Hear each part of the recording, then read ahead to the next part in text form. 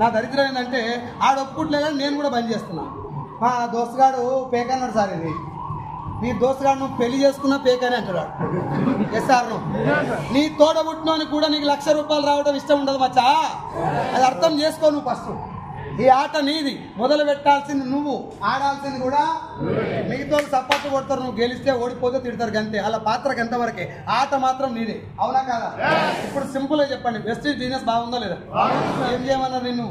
సబ్బు కొనుక్కో, first paste కొనుక్కో, వాడు. బాగలేదా రిటర్న్ లేదు. ఒకవేళ బాగుందా, నోటి మాటతో నేను పలానా ప్రోడక్ట్ వాడుకున్నా, బాగుంది, మంచి బిజినెస్ ఆపర్చునిటీ కూడా ఉంది, ఒక మీటింగ్కి రండి అని 10 మందికి చెప్పండి. 10 మంది రాలే, నష్టం వచ్చిందా ఏమన్నా? 11వ వ్యక్తికి చెప్పు. అట్లా ఒక 100 మంది చెప్తే 2 వచ్చారు అనుకో, ఆ 2 ఒక్కడు నాసోడు పిచ్చోడు అయితే నీ పని అయిపోయినట్టు. Yes or no? మా వాళ్ళు జాయిన్ అవుతారు, మీటింగ్కి వస్తారు, మొత్తం సార్ మామూలుగా లేదు సార్ బిజినెస్ సార్, ఇంటికి పోతారు ఇదే ఊపుతోటి. ఊళ్ళోకి పోగానే మా ఆమె వద్దంటుంది సార్, ఇది మా ఆయన చేయొద్దు అంటుందా? నిజం చెప్పు, మీ ఆమె కానీ మీ ఆయన కానీ ఈ బిజినెస్ వద్దు అని చెప్తాను. కారణం పైసలు అవసరం లేకనా, ఇదేందో అర్థం కాకనా? అర్థమైన నీకేం పుట్టింది, నువ్వేం తింటున్నావు మాట. శ్రీశైలం పోయినావు, శివలింగాన్ని చూసినావు, ఇంటికి వచ్చాక నీ పిల్లం ఆడ శివలింగం లేదు అన్నది, ఏం చేస్తావు? చూసి వచ్చింది నేనే అని చెప్తావా లేదా? మరి ఈడ ఎందుకు మా ఆమె వద్దంటుంది సార్? ఇక మనం ఆమె వద్దంటే అన్ని మానేసినట్టు అనేసినామా? ఆమె వద్దంటే ఇంకా స్పీడ్ చేస్తాం మనం. నవ్వుతున్నారు ఇంకా. బిజినెస్ బాగుందా లేదా? మోసం చేసేది ఉందా? మోసపోయేది ఉందా? 3 విషయాలు చాలా క్లియర్గా బిజినెస్ మీటింగ్ అర్థం చేసుకున్నాను. నెంబర్ 1, నేను మునిగేది ఇంకొని ముంచేది 1000% లేదు. 1000% లేదు. నా సబ్బు నేను రుద్దుకోవాలి, ఆయన సబ్బు ఆయన రుద్దుతాడు. నాకు ఆయనకు పైసల లావాదేవీలు ఏమి లేవు కాబట్టి ఒక అడిగి వేయచ్చా? బలంగా వేయచ్చా? మొత్తం వాడాల్సిన అవసరం లేదు. ఇంకో అడిగి వేయచ్చా? ఇప్పుడు ఫ్యూచర్ ఆలోచిద్దాం. భవిష్యత్తు ఉందా ఈ బిజినెస్ కి? ఎట్లా చెప్తారు? 100%.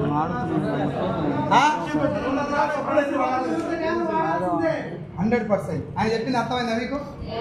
కాలే కదా? సరే, లాక్డౌన్ ఇంకోసారి వస్తుందా? ఎప్పుడు రాదా? గట్టిగా చెప్పుర్రి. ఒకవేళ రేపే వచ్చింది అనుకో, రియల్ ఎస్టేట్ నడుస్తుందా? బైక్ల షోరూమ్ నడుస్తుందా?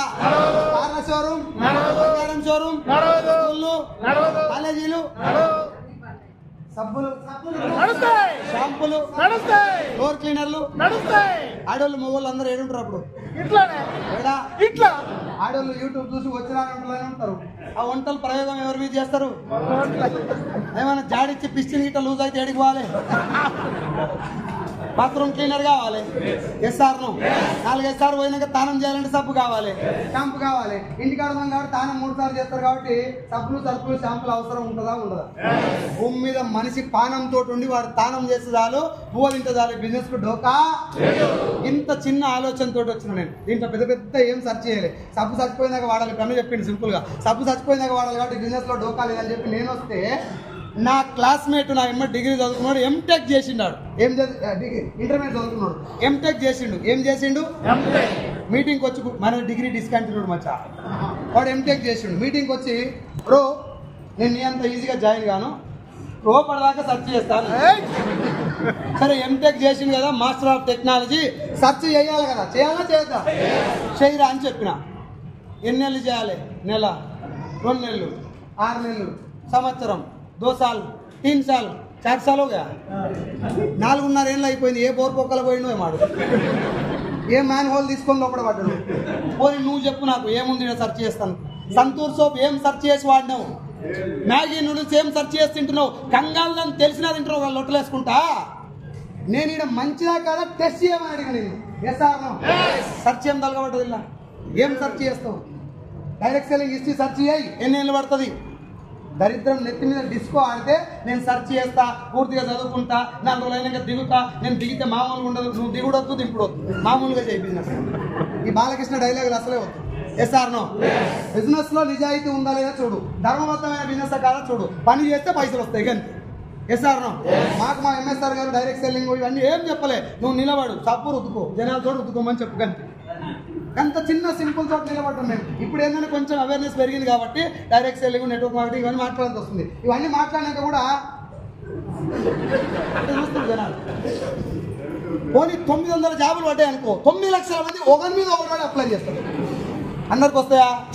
రావు. మళ్ళా Jagan down down, Chandrababu down down, Modi down down, నీ బొంద డౌన్. ఆ డౌన్ అయితే నీకే వచ్చుకోవడైతే వాళ్ళ సాధ్యమైనంత వరకు చేస్తున్నారు మచ్చాళ్ళు. చంద్రబాబు నాయుడు అయినా జగన్ అయినా అక్కడ దాకా పోయారంటే చాలా గ్రేట్. ఎస్ఆర్నో ఓడిపోయినా గ్రేటే, గెలిచినా గ్రేటే. మోడీ ది బెస్ట్ పరిపాలన ఇస్తున్నారు. ఎవరు వచ్చినా వాళ్ళు చేసి వాళ్ళు చేస్తారు. మనం కూడా ఏమైనా చేద్దాం కదా, అన్ని వాళ్ళే చేస్తే ఎట్లా?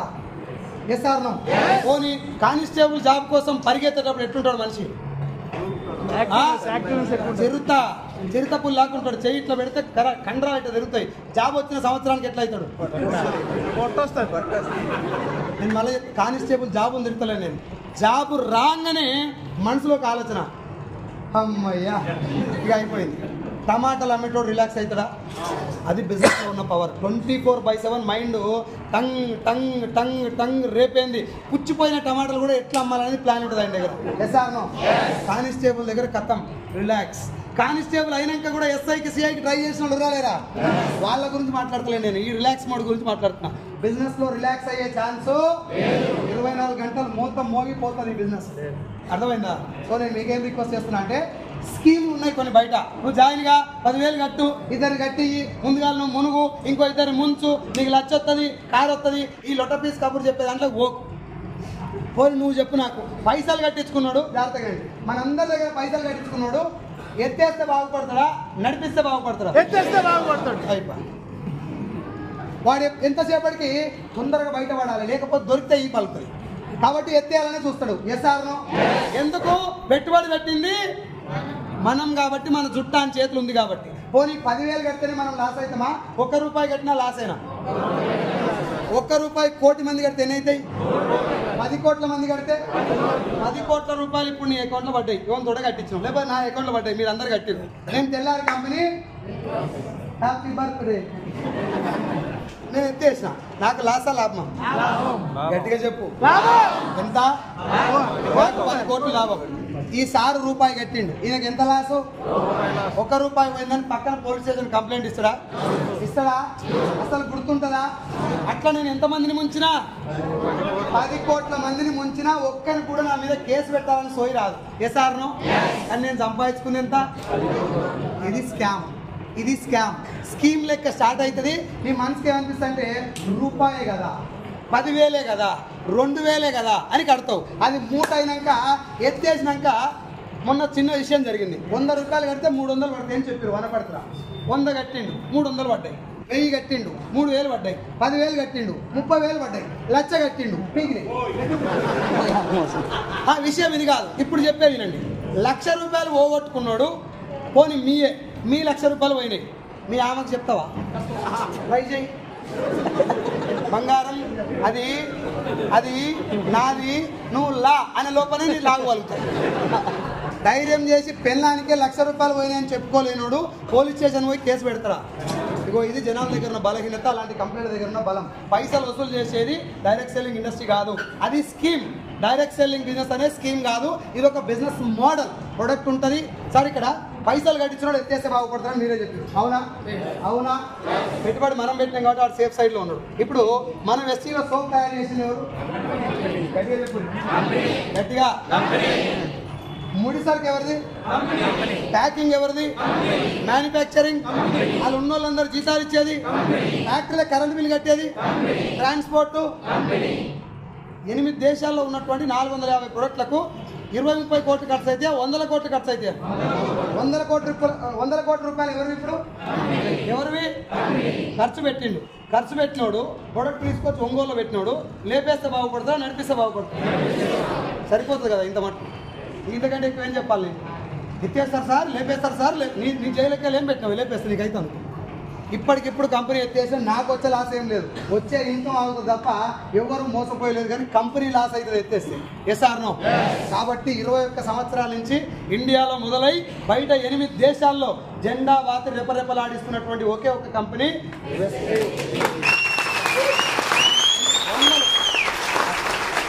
వందల కంపెనీలు వచ్చినాయి సార్. మీకు కావాలని చెక్ చేసుకోండి. భారతదేశంలో ఇండియాలో నెంబర్ 1 పొజిషన్లో ఉన్న కంపెనీ వెస్టేజ్. ప్రపంచవ్యాప్తంగా 3 లక్షల కంపెనీలు ఉన్నాయి. 3 లక్షల కంపెనీలలో 38వ ర్యాంక్లో ఉన్న కంపెనీ ఈ కంపెనీలో ఐడి దొరకడమే గ్రేట్. నీకు ఇప్పుడు అర్థం కాదు ఈ వాల్యూ. ఇది నాకు మీటింగ్ పోయినాక అర్థమైంది. మొదటిది పైసలు కట్టించేది మనీ సర్క్యులేషన్ స్కీమ్, అవసరం లేకుండా ఇదే కొను అంటగట్టేటి ఉన్నాయి కొన్ని. ఏది శారీస్ కొను, సూట్లు కొను, బూట్లు కొను, జ్యువెలరీ కొను, బ్రేస్లెట్ కొను, సూట్ కేసు కొను, బైక్ కొను, ఇవన్నీ స్కీమ్లే సార్. ఒక్కటే విషయం, పైసలు కడితే మోసం, ఇదే కొను ఇంతే కొను అని కండిషన్ పెడితే మోసం. మొదటిదేమో మనీ సర్క్యులేషన్ స్కీమ్, రెండోదేమో చైన్ సిస్టమ్. డైరెక్ట్ సెల్లింగ్ లో ఇంత కొనమని కండిషను, ఇదే కొనమని కండిషను, జాయినింగ్ ఫీజు. ఇక నువ్వు మోసపోతాను ఛాన్స్ ఏముంది మచ్చ, నాకు అర్థం కాదు. పని చేయడానికి చేతగాక 4 రోజులు వస్తారు, ఊళ్ళో తిరుగుతారు. ఇట్లా అత్తమ్మ, మామయ్య, చిన్నమ్మ, బాబాయ్, పిన్ని, అన్న, తమ్ముడు, అక్క, వదిన, చెల్లె, వీళ్ళందరూ తిరుగుతారు. వస్తలేదు సార్ ఎవరు, అంతా మొత్తం జాయిన్ అవుతున్నారు. మా ఊళ్ళో మొత్తం బేకార్ గాలే. ఏ ఊళ్ళో మొదటి బేకార్ గాడు ఎవడైతాడు? అవునా కదా సార్? నేను ఈ బిజినెస్ ఎట్లా చూసిన అంటే, మీటింగ్కి వెళ్ళింది ఎవరు? నా దోస్తులకు తెలుసా, నాకు తెలుసా దీని గురించి? ఇప్పుడు దోస్తులను అడగాలనా చెప్పాలనా? ఆ పొజిషన్లో ఉండండి ఎప్పుడు కూడా. పోయి బాగుంటుంది అంటవా, ఇది చేయమంటావా వద్దంటవా? పెళ్లి చేసుకున్నప్పుడు అడుగు, చేసుకోవాలన్నా వద్దా అంటే అని అడుగుతాడు సింపుల్గా. పెళ్లి చేసుకొని నువ్వు ఉంచుకుంటావా, నాకు ఇస్తావా? మీకు కొంచెం కోపం వస్తుంది, కానీ ఇదే వాస్తవం. పోనీ నీకు పెళ్లి సంబంధం వచ్చింది, అమ్మాయి ఫోటో చూసినావు, పోయినావు, చూసినావు, పెళ్లి చేసుకున్నావు, తాళి కట్టుకొని తెచ్చుకున్నావు, అయిపోయింది. లేదు, అమ్మాయి సంబంధం రాగానే ఫోటో పట్టుకొని ఆడ చివరస్తగా నిలబడి, బ్రో చేసుకొని అవుద్దా నీకు పెళ్ళి అయితే పెడాకలు అవుతా, లోకం తీరది. ఇది నీ జీవితం మచ్చా, ఆట మొత్తం నీదే. ఇక్కడ నీ భార్య కూడా నీ ఆటలో పాల్లేదు. Yes or no? బాల్ వచ్చినప్పుడు ఎట్లా ఆడాలనేది క్రీజు బయట కోచింగ్ ఇస్తాడు ఎవడైనా. అంతిమంగా క్రీజులో నిలబడి బాల్ వచ్చినప్పుడు ఎదుర్కోవాల్సింది నువ్వే. బాల్ రాగానే ఓ సారు బాల్ వస్తే ఎడగొట్టాలి అడుగుతావా? ఇప్పుడు అదే చేస్తున్నారు జనాలు. పోయి ఇంతసేపు మీటింగ్లో వింటారు, ఇట్లా నరాలు తెగుతాయి. ఊళ్ళోకి పోయి నువ్వు బాగానే చెప్పినావు కానీ మా ఊళ్ళో ఒప్పుకుంటలేరు సార్. ఏ ఊళ్ళో ఒప్పుకుంటారు మచ్చా? ఎల్ఐసిని ఒప్పుకున్నారా? ఇన్సూరెన్స్ ఒప్పుకున్నారా? రియల్ ఎస్టేట్ ఒప్పుకున్నారా? బ్యాంకులలో పైసలు ఏమంటే ఒప్పుకున్నారా? ఒప్పియలే.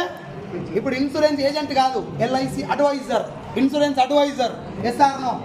ఏది జనాలతోటి ఒప్పలేదు, ఒప్పించబడింది. దాని యొక్క గొప్పతనం తెలుసుకోవడానికి టైం పట్టింది. నీకు నాకు అదృష్టం ఏంటంటే గవర్నమెంట్ గైడ్ లైన్స్ ఇచ్చి ఇది లీగల్ అని చెప్పినాక నేను వచ్చిన ఇప్పుడు అది మన అదృష్టం. నువ్వు ధైర్యంగా పేపర్ ప్రింట్ చేసుకుంటేటట్టుకో. ఇది గవర్నమెంట్ ఇచ్చిన guide lines. Telangana government guide lines ఇచ్చింది, ఏపీ గవర్నమెంట్ గైడ్ లైన్స్ ఇచ్చింది. జర చూడు అల్లకల్లా ఇట్లా బిజీగా ఉండకూరి. అర్థమైంది? అది బంద్ చేయి పాడాయి. ఆయన సినిమా నువ్వు చూస్తే ఆడి హీరో అవుతాడు, నీ సినిమా జనాలు చూపెట్టు, నువ్వు హీరో అవుతావు. Yes or no? ఒకటే ఒక సంవత్సరం, 2 సంవత్సరాలు, 2 సంక్రాంతులు, 2 దసరాలు, 2 దివాళీలు, 2 వినాయక చవితులు, 2 రంజాన్లు, 2 క్రిస్మస్లు, 2 బక్రీద్లు, 2 వినాయక చవితులు, 2 రాఖీ పౌర్ణమి. త్యాగం జై. నీ జీవితం మారకపోతే నాకు గల్ల పట్టుకున్నాడు. ఈ బిజినెస్లో అంత పవర్ ఉంది. నువ్వు జర్రా దేనికి బెండ్ కావాలంటే, నాకు కాదు సిస్టమ్కు బెండ్గా. మా ఎంఎస్ఆర్ చెప్పిన మాట ఏంటంటే, మొక్కకి తల వంచి నీళ్లు పోస్తే పెద్దగా అయినాక తల దించి ఫలాలు ఇస్తుంది. అది అట్లా దించి ఫలాలు ఇవ్వాలంటే ఇప్పుడు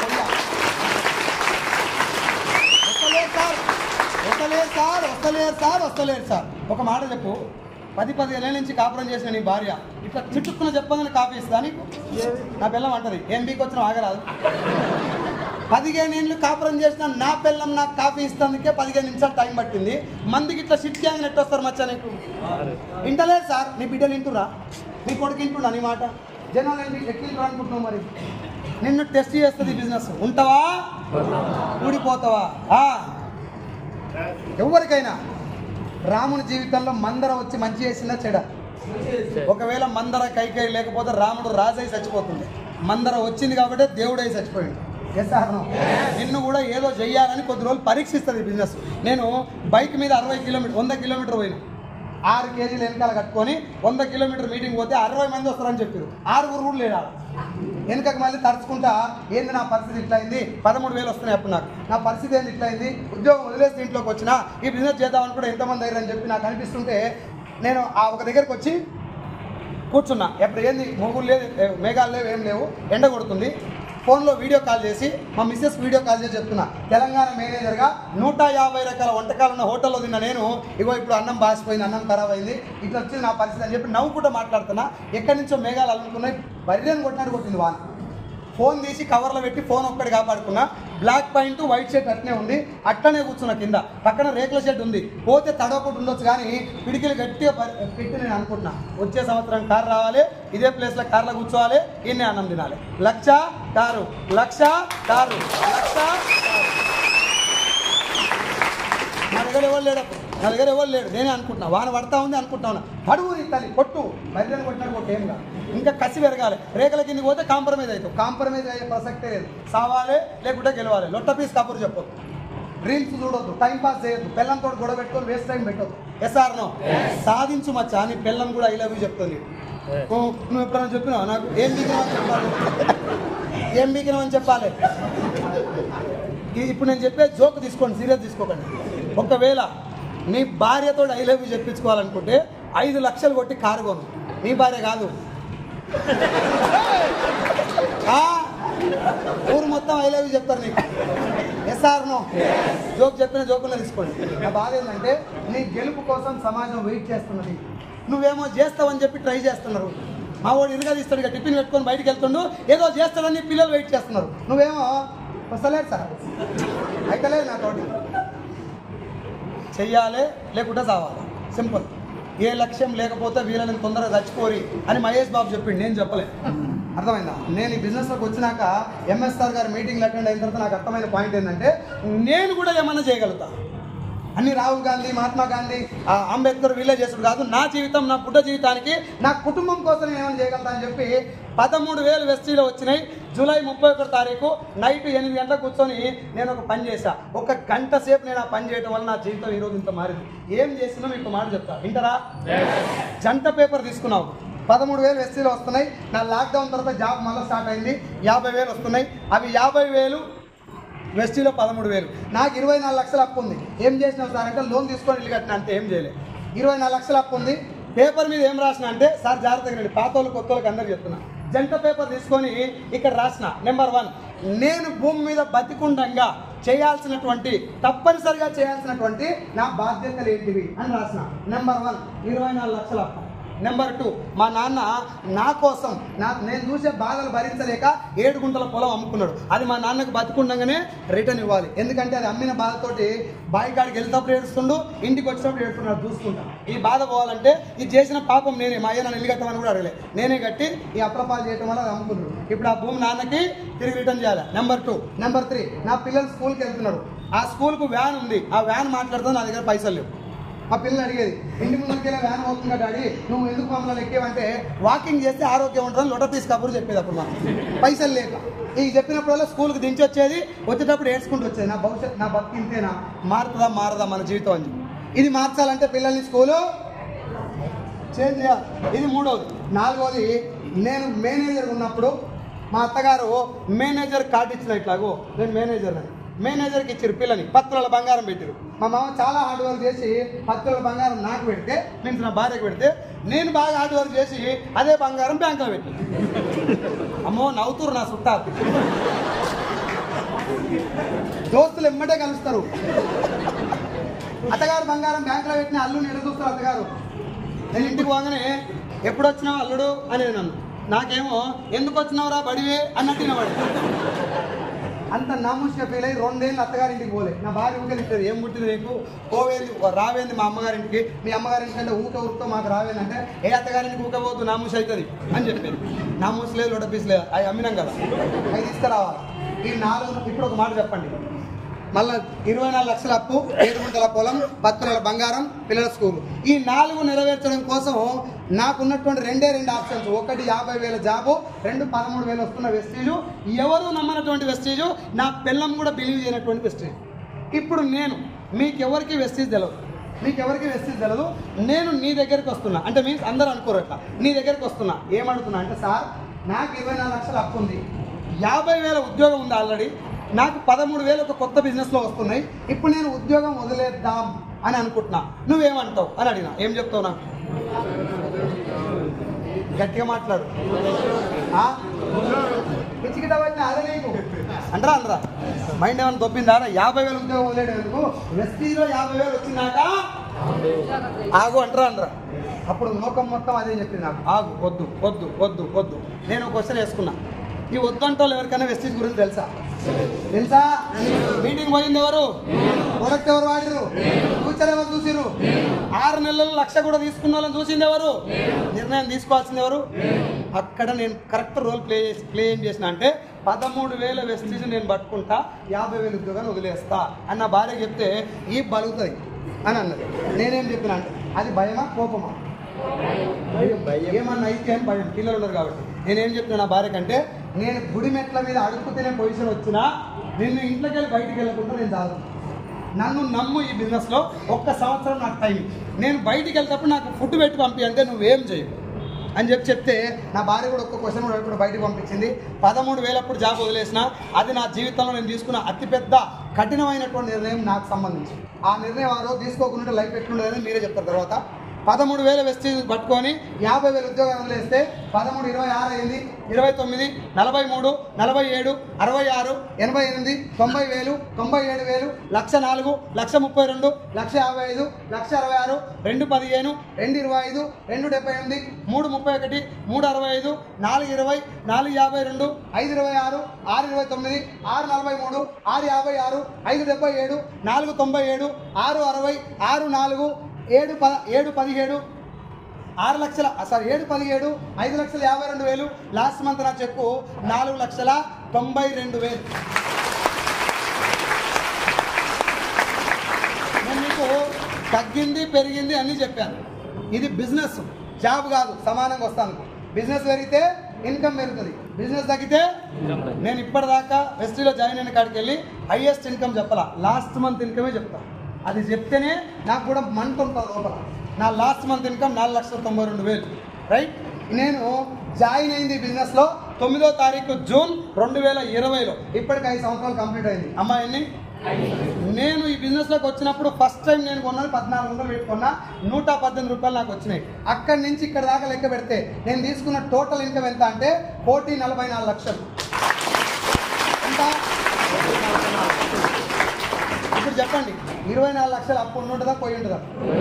10 తులాల బంగారం తెచ్చుంటారా అన్నీ ఉంటుందా? ఇంకో 3 తులాలు ఎక్స్ట్రాగా ఉన్నా అమ్మకి, నా కూతురికి, నా భార్యకి. 7 గుంటల పొలానికి బదులు 78 గుంటల పొలం కొన్నా. 2 గుంటలు తక్కువ 2 ఎకరాలు తీసుకున్నాను. అవరా పిల్లల స్కూలు అక్షర ఇంటర్నేషనల్, చాలా పెద్ద స్కూలు, 5 లక్షల రూపాయల ఫీజు. ఇంటి డోర్ కాడికి వచ్చి బస్ ఎక్కించుకోపోతుంది, ఇంటి డోర్ కాడ వచ్చి డ్రాప్ చేసిపోతుంది. డాడీ నడిస్తే ఆరోగ్యం అంటివి కదా, మళ్ళీ బస్ ఎక్కిస్తావంటే చిన్నప్పుడు ఆరోగ్యం, ఇప్పుడు ఏం కాదు. అవునా? నువ్వు ఒకసారి థింక్ చేయి. నేను మిమ్మల్ని స్టార్టింగ్ అడిగితే ఏమన్నారు? వద్దన్నరా చేయమన్నారా? వద్దన్నరా చేయమన్నారా? మీ మాట నేను బంద్ చేస్తే నా బతికి ఏం చేయాలా? అందుకే చెప్తున్నా, జనాల మాట ఇని సావకు. అది దరిద్రం, దౌర్భాగ్యం. అందరి మాట ఈను, కానీ నిర్ణయం తీసుకోవాల్సింది నేను. పిల్లం మాట కూడా విన్నది. అందుకే ఎందుకు వెళ్ళి అంటే నా భార్యకి ఇది ఏందో పిల్ల మాట వినొద్దు, అది కాదు నా పాయింట్. నా భార్యకి బిజినెస్ గురించి తెలియదు కాబట్టి, నీ భర్తకి బిజినెస్ గురించి తెలిసిన దాకా ఆగు. మచ్చ ఉరుకులాడతావు ఎందుకు? బట్టలను చింపుకొని చుట్టంతా విక్కుంటా. జర ఆగు. భగవంతుడు నిన్ను ఏదో ఇయ్యాలని ట్రై చేస్తున్నాడు. పవన్ కళ్యాణ్ మొదటిసారి ఓడిపోయిండు. ఒకవేళ మొదటిసారి గెలిస్తే డిప్యూటీ సీఎం అయిపోడు కాదు. నీకు తెలియదు ఆ విషయం? తెలుసా తెలీదా? ఆపి మచ్చా నీ పొజిషన్ ఇది కాదు, నెక్స్ట్ టైం నువ్వు గెలుస్తావు, ప్రధానమంత్రి పీఠంలో కూడా ఎవడు కూర్చోవాలో నువ్వే డిసైడ్ చేయాల్సిన పరిస్థితి వస్తుంది, జర ఆగు అంటే ఈ become deputy CM. Yes or no? జర లేట్ అవుతుందంటే లాట్కి ఏదో వస్తుందని అనుకోవాలి. అవునా కదా? జనాలు ఇద్దరు చెప్తారు, ఫోన్ ఎత్తారు. ఇక పిచ్చుడా బ్లాక్లో పెడతారు నా నెంబర్. మచ్చా నువ్వు బ్లాక్లో పెట్టిన నా నెంబర్ని కాదు, నీ పిల్లలు చదవాల్సిన స్కూలు, నీ అప్పు, నువ్వు తీర్చాల్సిన అప్పు, కొనాల్సిన భూమి, కట్టాల్సిన ఇల్లు, కారు, ఇవన్నీ బ్లాక్లో పెట్టినట్టే. మర్చిపోకు. నాకు నువ్వు కాకపోతే ఇంకోడు, నీకు ఇది కాకపోతే ఇంకోటి ఉంటే పోతా. అవునా కదా? నేను